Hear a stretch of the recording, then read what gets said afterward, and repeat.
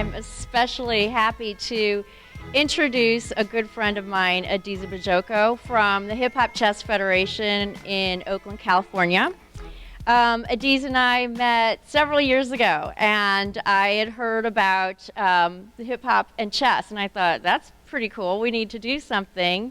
And when I was working at the World Chess Hall of Fame, it was a dream of mine to do an exhibit and an outreach with Adiza, and the day has finally come. So on behalf of the World Chess Hall of Fame, on behalf of me personally, I want to welcome Adiza Bajoko.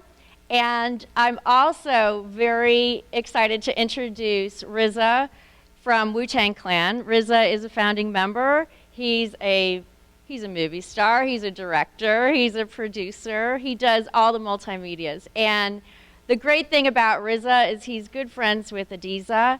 He's a chess player. He's not only a chess player, but he is a champion chess player and holds the title for the Hip Hop Chess Federation champion. And Riza has been kind enough to come out here and talk to us today. So please welcome Adiza and Riza. What we do is we fuse music, chess, and martial arts to promote unity, strategy, and nonviolence. I've been working closely with Susan and the World Chess Hall of Fame to bring some of our philosophies and strategies here. Riza, you know, outside of being a fantastic MC, producer, legendary guy on a lot of different levels, chess champion in the Hip Hop Chess Federation organization, he is also the director of outreach. And so, long before anything had happened with Michael Brown, I had told him about how much I love this city. I'm from the Bay Area, you know, and I kind of grew up all over. I'm originally from a little suburb called San Bruno, but as a young adult, I grew up in Oakland, San Jose, and, you know, Tupac Shakur was a friend of mine. His uncle gave me my middle name, Geronimo Pratt, who was a political prisoner. And chess saved my life on a lot of levels. I am not a legendary chess player. I'm not a competitive chess player. I'm sure some of you out here could probably beat me. But the point is that what I've been able to pull off of the chessboard has saved my life. And I've been able to use what I've taken off of the chessboard to save other lives. And chess is not a magic pill. This isn't anything like y'all are gonna learn the game and it's gonna be running through fields of gold. But if you learn the game and you keep playing the game, there are certain patterns that you'll start to see in your own mind and in the minds of others that'll keep you ahead of those that are not winning. And it is important to me that you all understand how sacred your lives are and that you preserve them. I'm not here to judge you. Riza is not here to judge you. What is in your life is already beautiful, and if it wasn't beautiful, you wouldn't already be here, and that doesn't mean that there's not pain, but we're gonna try to navigate around whatever obstacles are in your life and help you understand how to manifest the best in you. When I started this organization, it was in a library in San Jose, and I had no idea that a few months later I'd meet Riza. I had no idea that he would really support this organization. And I certainly had no idea that 7 years later, I'd be sitting next to Susan doing things at the World Chess Hall of Fame. But the moves that I made then made today possible before I could see it. And so now I'm gonna give the mic to Riza for a little bit. Good morning. Yeah, all right. Yeah, that's the hip hop, you know what I mean? So, like Adiza said, you know, we came here to share some wisdom with you and to use chess as a theme to show you how, by thinking ahead, by thinking your moves ahead and being analytical about what you want to do, can definitely improve your life, improve yourself and your situation. When I heard about the Hip Hop Chess Federation, I came down and I joined Adiza because I seen a man who was striving to improve himself. And like he just told you, he didn't forecast everything that was going to happen, but he started making moves, planting seeds that would soon grow and blossom into something better for himself. When you look at the game of chess, it's a game that makes you think ahead. A lot of us don't take that time to think ahead. If you're playing football and you're going to catch the ball, they give you a pattern to run ahead. So you are there at the location when the ball falls in your hand. If you're able to see ahead, then you could watch out for the stumbling blocks that's always put there in front of us. When you think about all the pieces on this chessboard, each one has a value, just like each one of our lives has a value. And to get to that winning moment, you have to know which piece, which element is more sacrificial to you, and how can that lead to your victory. Now, I grew up in Brooklyn, New York, you know, in the projects of Brownsville, where every year, I think we lost about 100 kids a year from shooting each other. Not to count what happens when the police comes into our neighborhoods. And when I think about some of my homies who got shot, the one common factor I learned is that none of them thought ahead. You know, when you think of that moment of, yo, I'm gonna run upstairs, get my biscuit, come downstairs and just shoot him because of the anger. After that happens, we have a dead victim, and then we have another guy stuck in jail for 25 years of his life. 2 for 1, they call it. Neither one thought ahead. Now, when I learned how to play chess, I became more analytical. And I escaped a lot of problems and situations that my homies did not escape because they wasn't thinking ahead. You know, that fast moment, that fast dollar, that fast reaction, nah, it's never going to be calculative. One word I want y'all to take away with you today is calculation. Calculation, all right? Calculate yourself. Calculate your movement. Let me just hear y'all just say that for me. Calculation. Calculation, yo. We got to calculate, man. We don't do that enough. I'm gonna jump off subject a teeny bit before I pass the mic back, because like he said, you know, I woke up this morning, had my little tea, whatever, and I sit down with a DC. He's like, yo, they shot another kid last night. I'm like, what? Yo, you know what I mean? And I asked him the situation, and every situation is for what it is, you know? We wasn't there, but yet when I just think about the simple way to explain this to myself, when you look at an officer of the law, he's given a power to come in and keep law and order. Law is useless without order. But he's trained. He's trained to learn how to shoot, how to talk.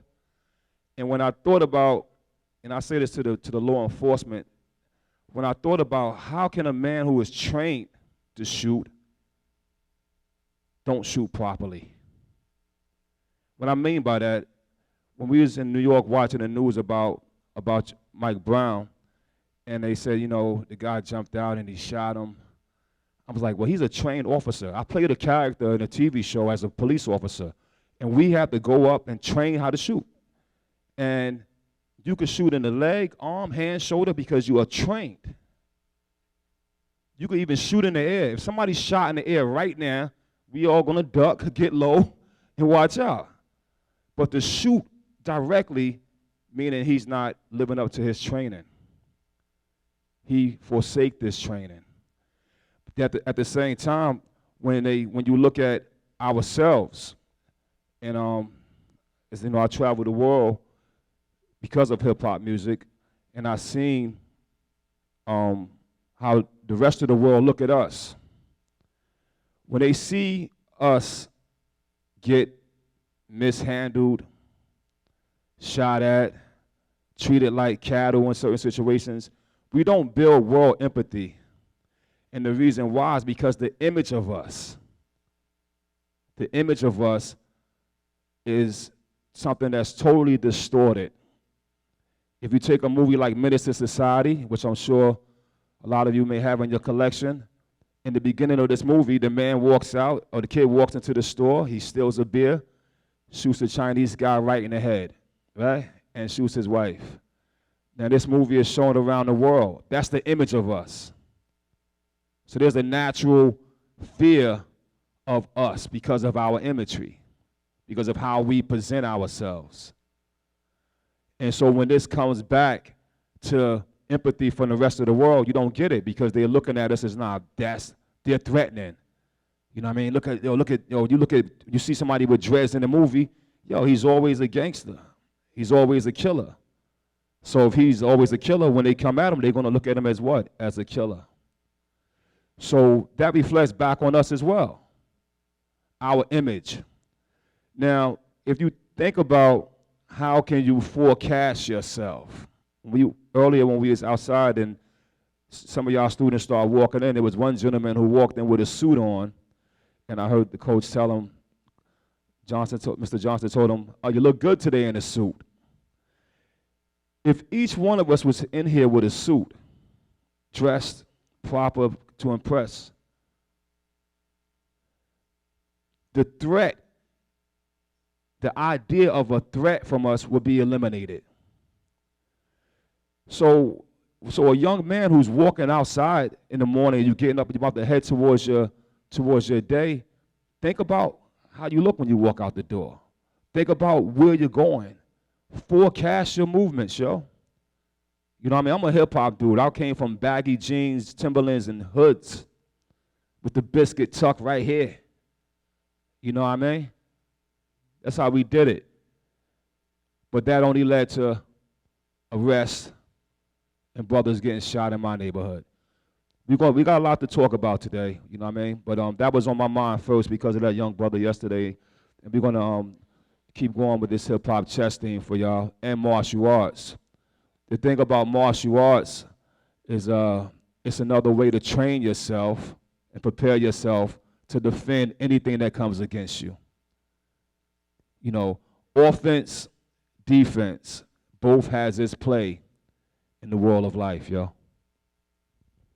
Yeah, one of the things I want to talk to you, how many people know how to play the game? I'm not even talking about, like, I'm great. How many people know? Okay, word is bond. Look at that.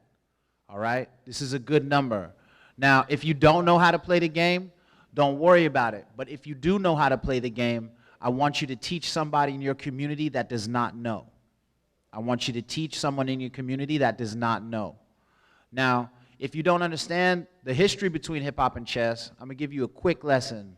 And by the way, we have a thing opening at the World Chess Hall of Fame on the history of hip-hop and chess that opens tonight, but it's going to be around for 6 months. I need you to go there and see that. Not just because we're talking about it. I want you to learn about the history of hip-hop as well as the history of chess. The deal is this, though. What is your connection as black people to chess before hip-hop? Who knows the people that gave the game to Europe? Can anyone? Because everybody thinks that chess is a white game. Okay? The chessboard came to America from Europe, but who gave it to the European? The Moors, African Muslims who ran Spain for 700 years. These were a people who were writing books and translating Greek philosophy into Arabic when 90% of Europe could not read. If you wanted to be a doctor at that time, you had to read Arabic because the Muslims were the healers. The Africans, the Arabs, the Persians were the healers. They came from West Africa in 700. They ran Spain for 700 years. Okay? They allowed people of all faiths to live there peacefully and thrive. One of the biggest philosophers was a Jewish man named Moses Maimonides. He was amazing. He assisted the caliph. What is my point? The game comes into Spain through the Moors. When they leave Spain, when the Christians take Spain back in 1492, the game is left there. The difference was that there was no queen on the board. It was the king and his main general. The game had come from India. And then the Arabs and the Persians learned it, and then they taught it to the Africans, and then the Africans took it into Europe. At that time, in those days, the king went on the battlefield with his soldiers. And if he was killed, the queens of Europe started taking over. Over the time, there's a whole book on this called The Birth of the Chess Queen. The queen piece is put on, and over the years, her movements in the beginning are very slight. But after a few hundred years, the queen is the most powerful piece on the board. This is important because I need the women in this room to understand their role, and I need the men in this room to understand the value of a strong-minded female. I've been married for 19 years coming in November. And anybody who knows me, who knows my org, will tell you that my wife is the real machine of HHCF. He can tell you. He knows.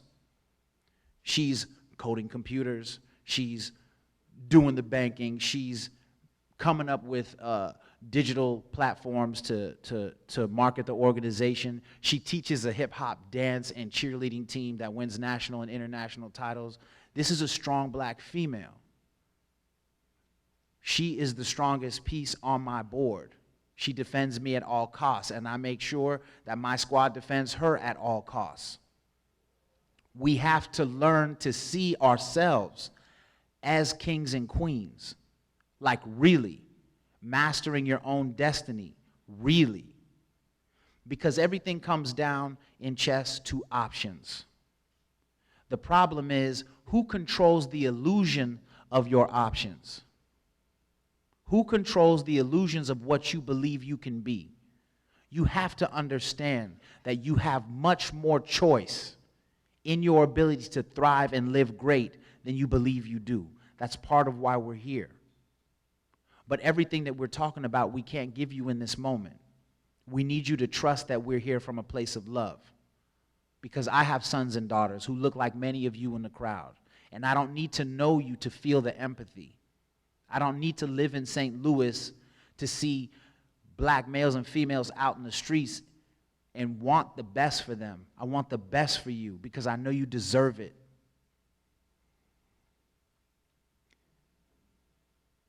Before the game of chess came to Africa, there was a man named Imhotep. He was the builder of the first step pyramid. He built the first pyramid. He was a black man. They called Egypt Kemet. He was Kemetian. Now, he was not only a doctor, he was an architect, he was the Grand Vizier, he assisted, he was several different things. I want you to understand in the course of your life, no matter what you aspire to, that you can be many great things. It doesn't have to be one sport. It doesn't have to be one career. Many great things. How many thugs we got in the audience? Raise your hand. Good. How many aspiring to be thugs? Now, because in a way, we make it romantic to be a thug, especially in our country of America, through our movies, through our videos and things of that nature. But there was an article or a report on CNN that's very something you should think about. Now, chess has been considered a game of nerds a long time in this country. Do you guys think chess is a game of nerds? If you do, raise your hand. It's all right. You can keep it 100. You think it's... How many people in the audience are nerds? Raise your hands. They say that in the next 10 years, the nerds are going to rule this country. Okay? So that what that means is that the brain power and the man with the brain power is going to start taking the position of greater strength in this country. And now, how many jocks in the audience? Raise your hand. How many Athletes. we got? Look at that. That's beautiful. Now the trick here is how can we balance both of those energies into one body? How can the nerd be physically strong? And how can the athlete be mentally witty? And hip hop, chess, and martial arts can help both of you guys. With chess, it's been proven through scientific study that it's one of the only exercise that builds brain muscle. Even if you're 60 years old and 70 years old, they say the people who play chess at that age fights off dementia. They fight off Alzheimer because the brain muscle keeps working because there's blood constantly coming to the brain. So chess is a game that will build your brain over years. Martial art, very physical. You know, we have football players and basketball players who have a lot of physical strength. But if you apply martial art to your physical strength, you add what is known as flexibility. The flexible muscle lasts 3 times as long as the weight building muscle because the flexible muscle is through your tendons. So if you take a martial art, whether it's jiu-jitsu, taekwondo, karate, or simple yoga exercises, and apply that to your physical training of basketball and football, you turn out to be a greater athlete. You could check your boy LeBron and see LeBron is in great shape, kid, because he incorporates so many different styles into his training. Michael Jordan was the same way. And then when you look at hip-hop, you know, hip-hop is a form of music that has a strong pulse, a strong drum, a lot of consciousness in the lyrics. You see on TV now, they got the hip-hop insanity DVD dance, when you could dance your weight off your body, right? But the trick is, no, through movement and through music, every cell in your body reacts to music. Every cell in your body reacts to music because music is a vibration. And when you get sick, it's because there's a lower vibration in your body of one organ or another. Music enhances that vibration because it brings joy. It releases endorphins that make you feel happier. That's why when you get to that club and you're bumping, yeah, you're feeling those endorphins.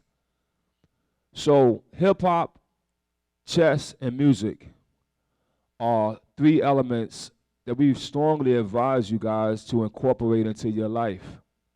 Strongly. It will help improve you, y'all. You know, like Adisa said earlier, it's not a magic pill. But there's one chess master that once said this to one of my brothers. The Jizza, who's part of the wu-tang clan, he kept winning games against Master Killer. And Master Killer's the type of guy, he didn't want to read any books. He's a natural chess player, and he refused to go into the study of the books. And so he kind of chastised the Jizza, like, yo, you read books and all that. That's corny. You know what I mean? But when the Grandmaster came and spoke to both of them, and I think it was Maurice Astley, he told Master Killer, listen, when you're going somewhere, you could get there on your own, but it's best to have a map. Check that out. Whatever you're doing, you could do it, you could figure it out. But it's better to figure it out if you had a map. Now, a lot of us are single parent homes where we don't have a father figure. And that father is sometimes that map. A lot of us get engaged and involved with things without fully knowing the beginning and end of the course because we don't have a map. Whatever you're doing in life, yo, I don't care what it is, study those who came before you because that's that roadmap. And that roadmap will get you to your goal easier. You know, I've been a really lucky dude through the course of my life. And I think that, you know, we need to make a habit of being grateful for every day. Because as you know, there's people that aren't waking up today. And there's people that didn't wake up last month. Last month, for me personally, I lost 3 people in 3 weeks to all different kinds of things. The weekend before I came here, someone pulled up in front of my house with heavy artillery, not regular guns. I'm talking about like Iraq-level automatic weapons, and they shot up the house across the street from me while I was watching television with my wife. We scampering through the spot, trying not to get clapped, and like the artillery was so heavy that the people who used it, they didn't even speed away. Normally in my area, they pull up, they spray, and then and they just be gone. This dude was bucking so hard, he was just like, ooh. He just pulled off. Now, I got a lot of death around me. So a lot of the stuff that I say might seem super random, because when you start really reflecting on real things about life and death, it affects you. But through the course of my life, one of the blessings, and I have no reason why this has happened to me, I have always met some of the greatest people in whatever I'm interested in. When I started to work in martial arts, I was trained by Ralph Gracie. His name is spelled like Ralph, but he's Brazilian. You say it like an H. You say the R's like H's. Ralph Gracie, the pit bull. You look him up on YouTube, crushing. Royce Gracie. I met Helio Gracie, the founder of Gracie Jiu-Jitsu, and his son Horian, who was the founder of the Ultimate Fighting Championship. So if you love the UFC, you love the work of Horian Gracie. I'm close with his sons, Hiron, Halleck, and Henner. They're supportive of the organization. When I was younger and I started making music, I worked with DJ Qbert, Mixmaster Mike, and I knew Tupac just fresh out of high school. Now, I met Tupac because this girl in my house used to always throw these house parties when her parents would dip, and somebody from his original group called One Nation used to come to the house parties, and we would hang out. He was like, man, you remind me of my boy Pac, man. We got to meet one day. You got to meet him. You got to meet him. But every time he came down, because Tupac used to live in Santa Rosa at this time, he would never come down. So eventually, when Digital Underground did their first album, I walked into the party early, and like Too Short was there, a lot of other people was there, and Ray Love, the guy that introduced me to Pac, was there, and he said, hey man, this is my friend Pac, this is the dude I was telling you about. And he was like, hey, what's up? And we shook hands, and then someone was like, hey y'all, let's take a picture real quick. So we all went, took the shot. If you go on Google right now and you look up Adisa, A-D-I-S-A, and Tupac, you'll see a very young Tupac standing next to a dude with some big glasses, and that's me.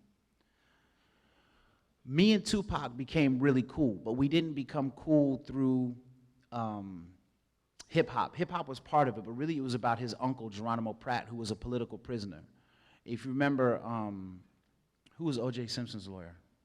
Johnny Cochran. Johnny Cochran was Geronimo Pratt's lawyer before O.J., and he eventually got him off for a crime that he didn't commit. And like I said, his uncle Geronimo gave me my middle name. Now, my point is, during that time, it was the early 90s, and the early 90s were really racially charged. There was a lot of police murders of black males. There was Rodney King, you know, the LA riots. And, you know, when the LA riots happened, and I was raised philosophically by a lot of really powerful and influential Black Panthers, so I was really militant. When I talk to you about nonviolence right now, you have to understand that the dude who's talking to you about nonviolence right now, I didn't live that way for a long time. But I lost a lot of friends to dope deals. I lost a lot of friends to other situations. What I realized, though, was that on the day of the riots, there was a rap group called X-Clan performing at San Francisco State University. And the verdict for the Rodney King trial came in during the middle of the show. They stopped the show and started marching. They shut down 19th Avenue in San Francisco. And at that point, I believed that really that there was going to be a black and white race riot. I believed that cops were the eternal enemy of the black man, and I was ready to get my work in. So I went home to go get my gun. I had a throwaway that I got from a friend of mine. And when I went into my room, it wasn't there. And so my pops was sitting in the next room watching the riots. And I had never told him that I had a gun. So I went into the room, and I sat down next to him, and we're watching LA on fire. And all I want to do is get my gun so I can head out to Oakland or whatever and get some work in.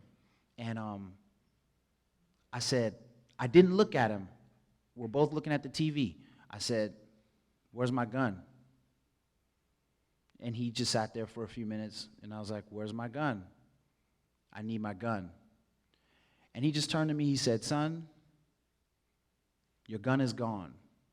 If you had that gun, you would do something you regret for the rest of your life. You can't have it. And he just looked right back at the screen. I asked him for the gun 2 more times. He didn't move, and that was that. My father saved my life that day. Because if he hadn't done that, I'd just be getting out for doing something really stupid. What I realized, and what my point is that I was consumed by the idea of race, and I was consumed by rage.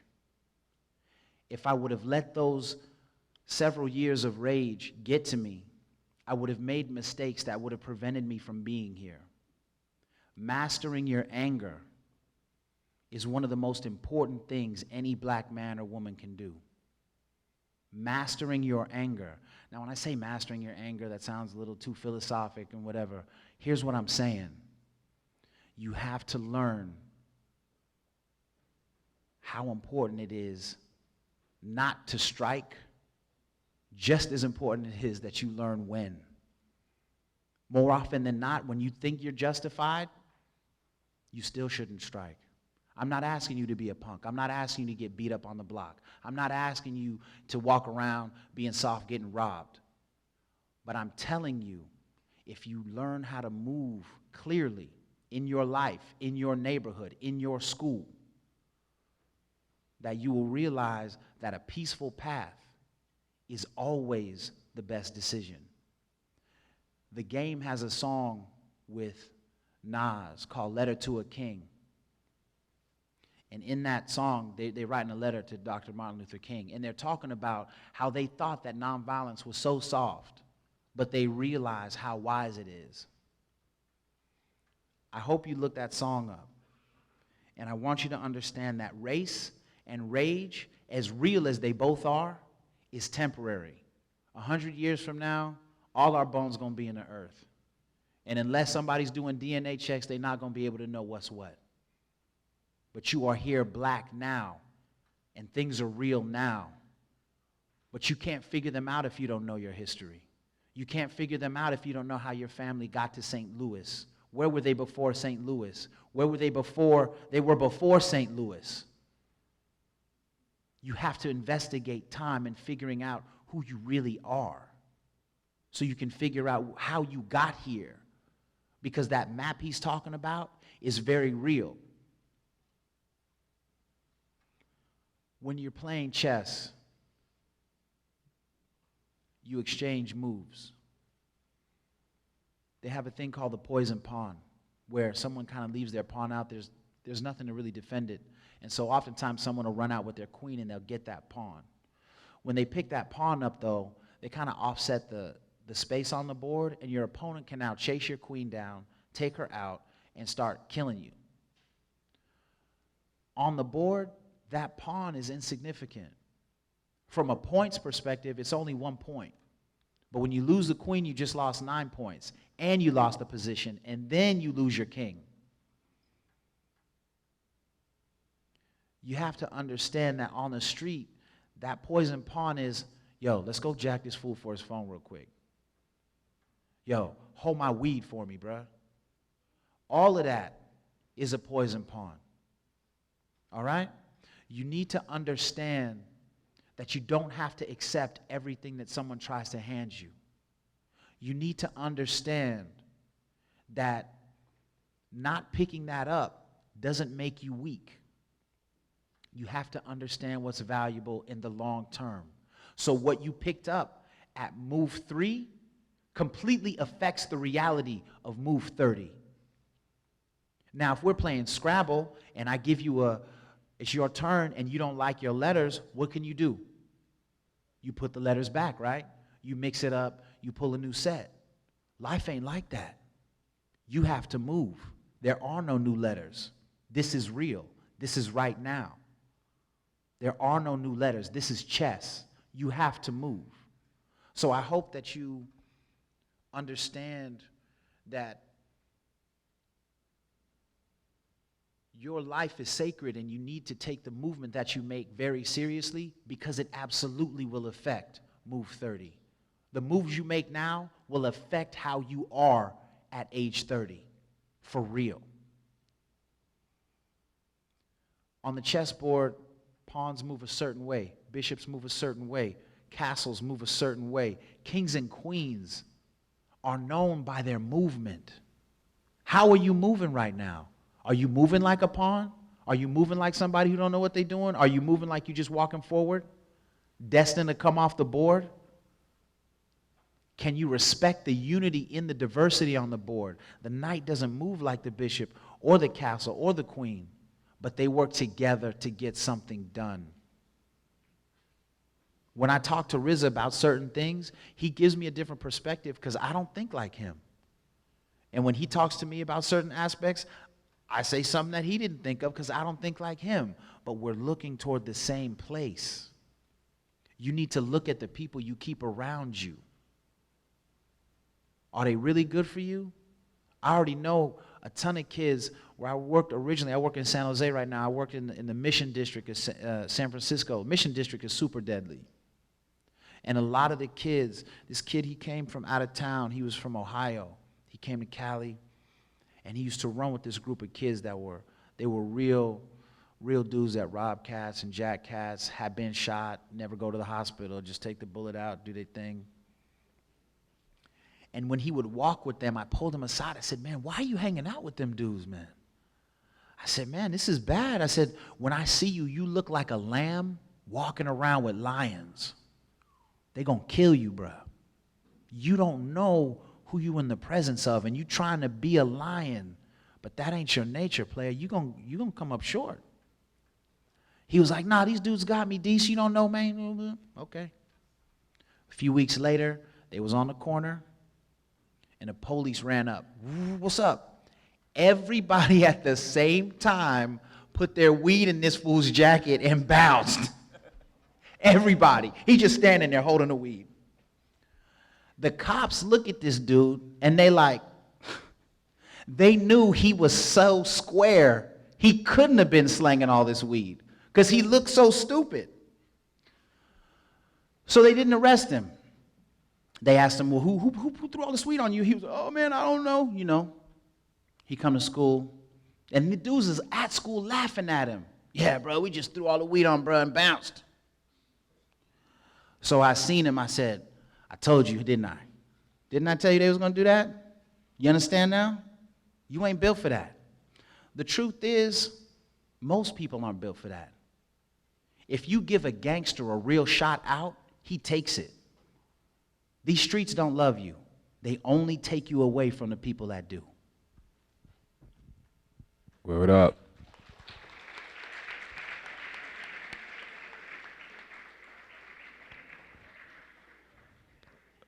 And Adisa couldn't have been more correct with the idea that the streets don't love you. And if a gangster, so-called gangster or thug, if he had another chance to be something else, would he?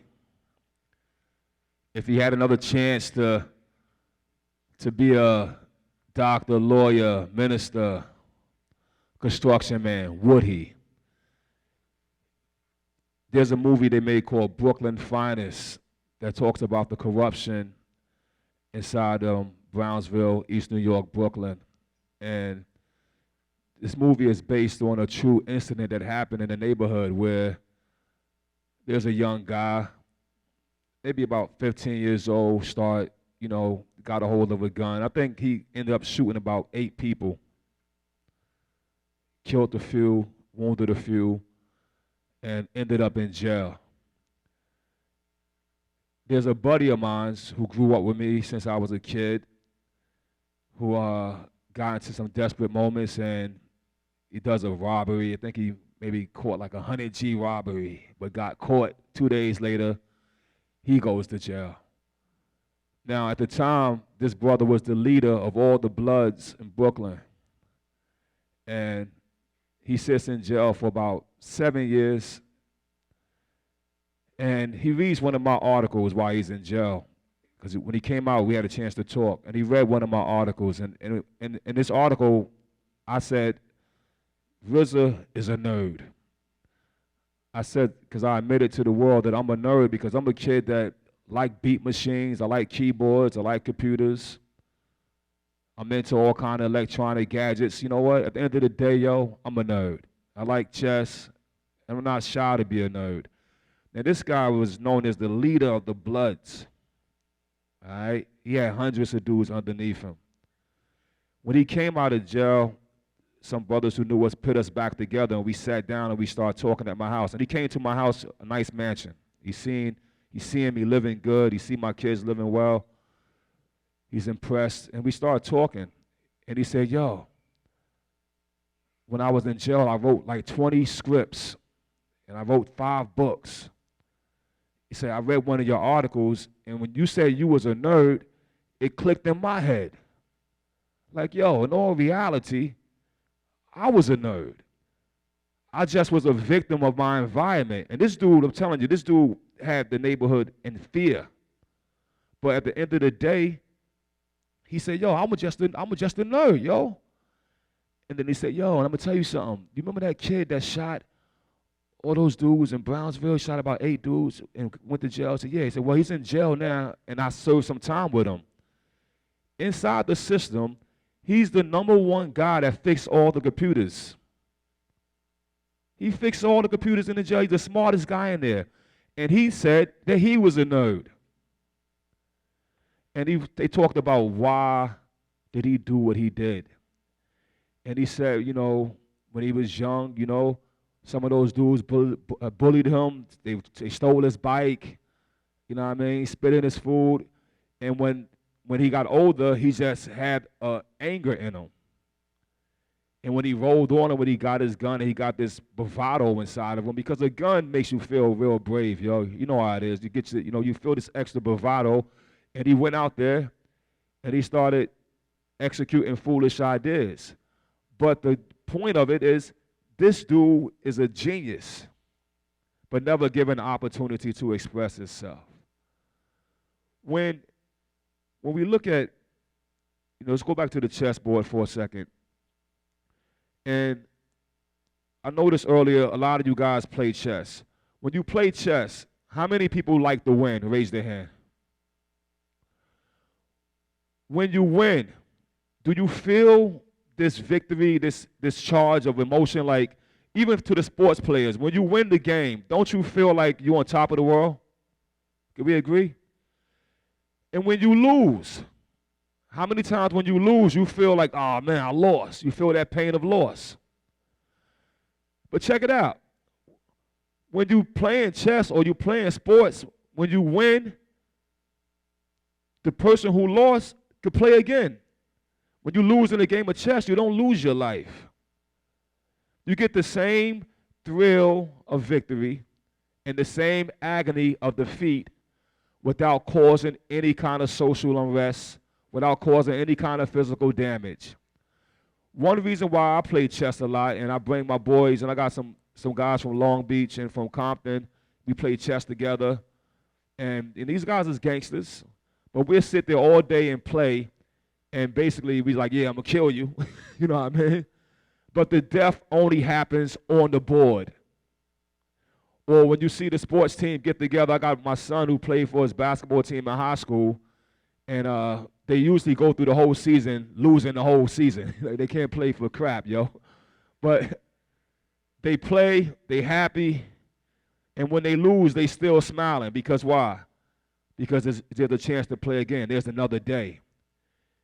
When you play with life, and you're not taking heed to what a split second or a few minutes of life could do to change you, there's no coming back.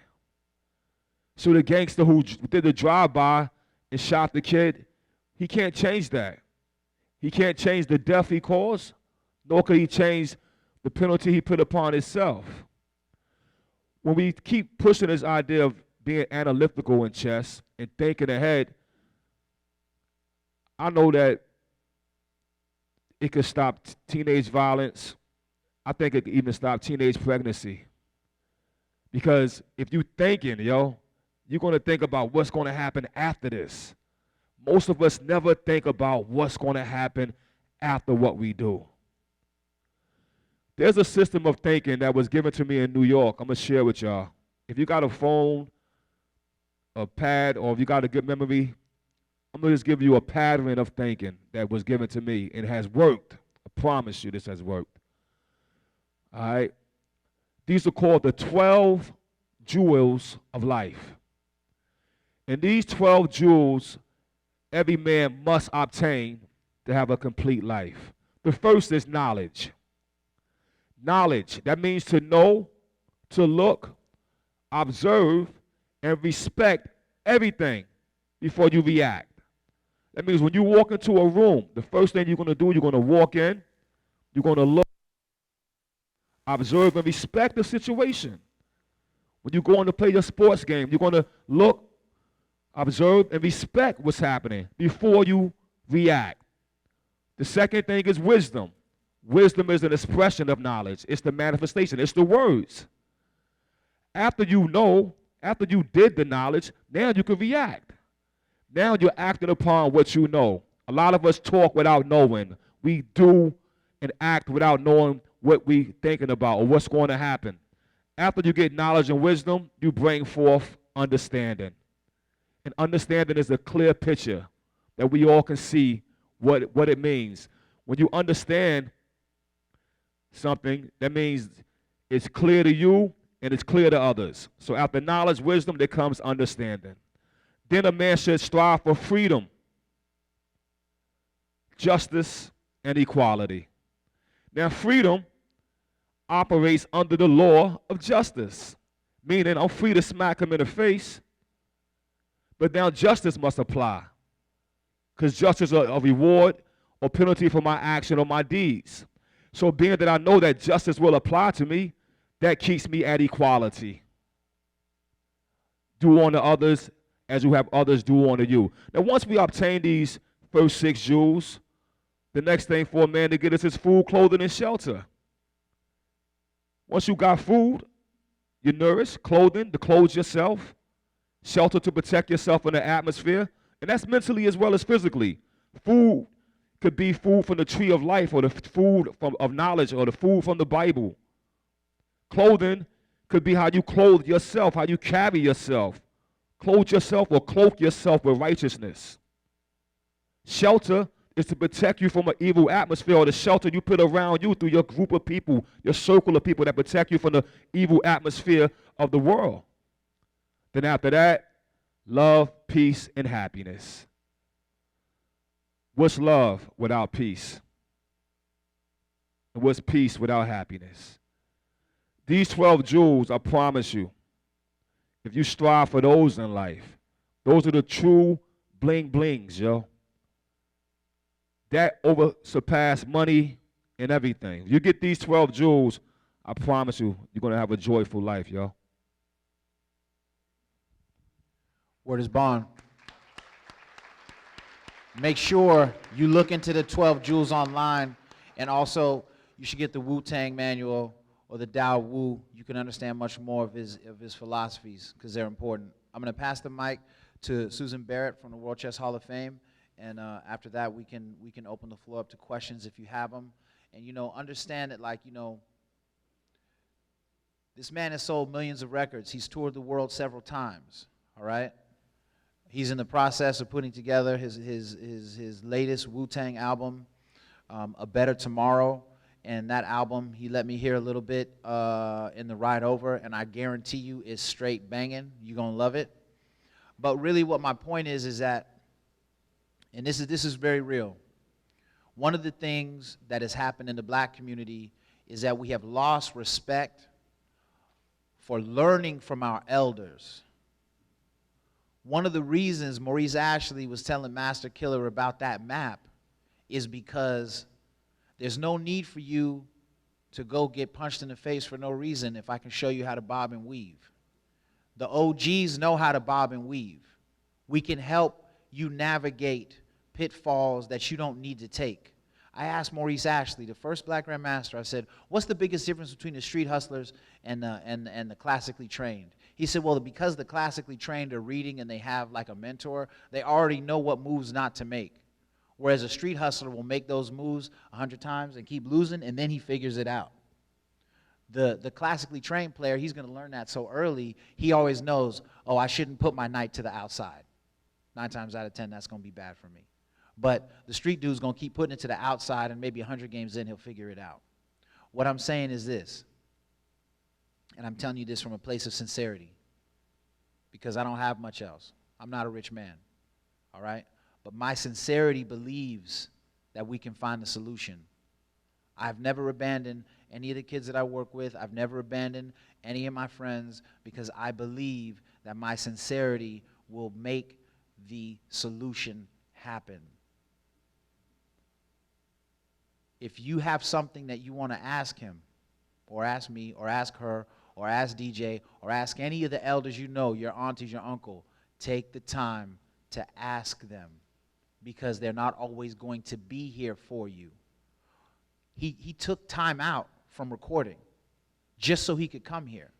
And as soon as the sun rises, he's back out and back at it. So respect this time.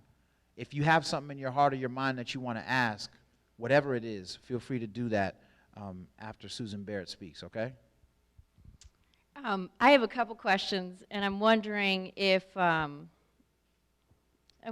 you guys can talk about hip-hop and the history of hip-hop and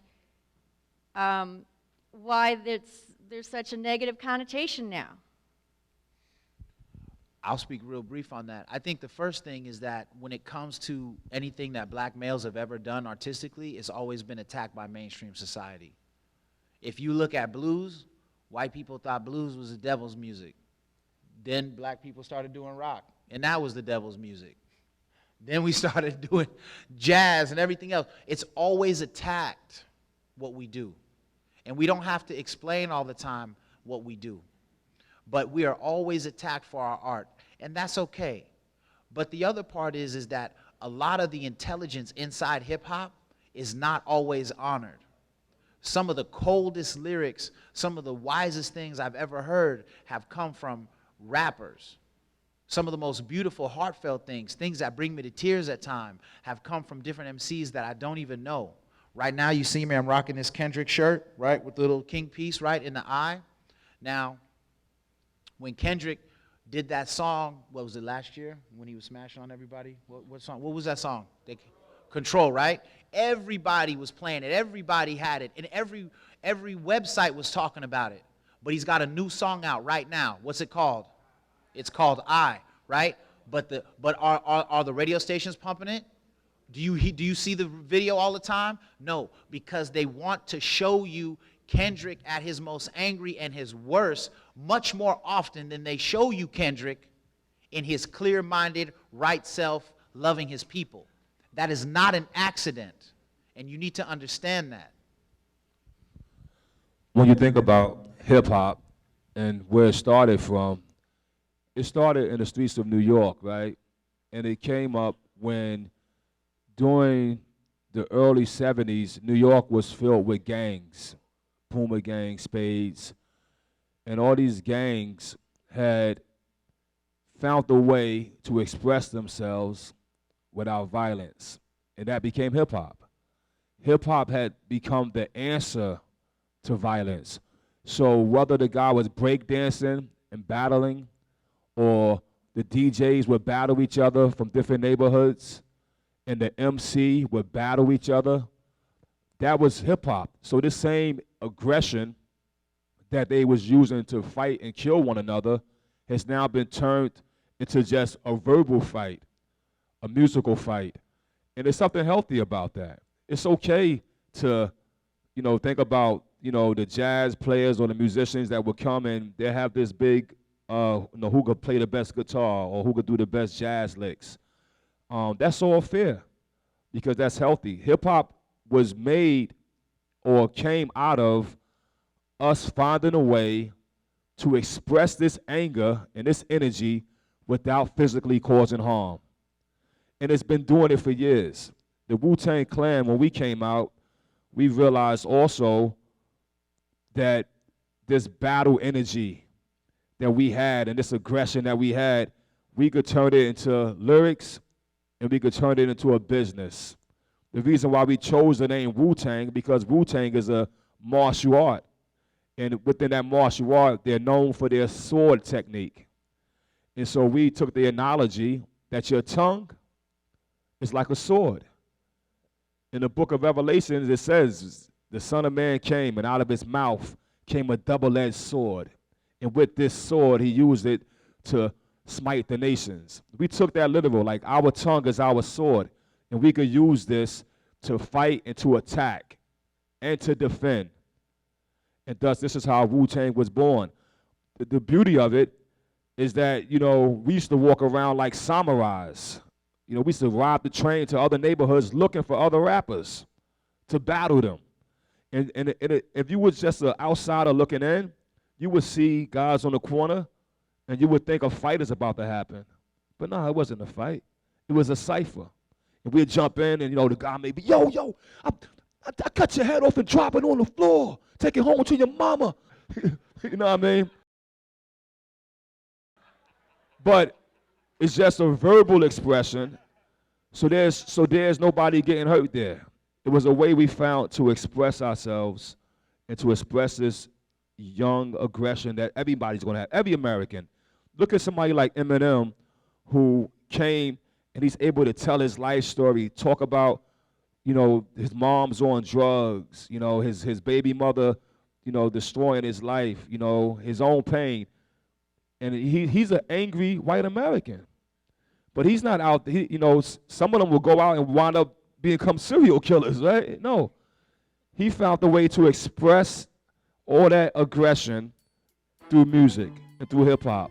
And so hip-hop has been a very blessing for our country.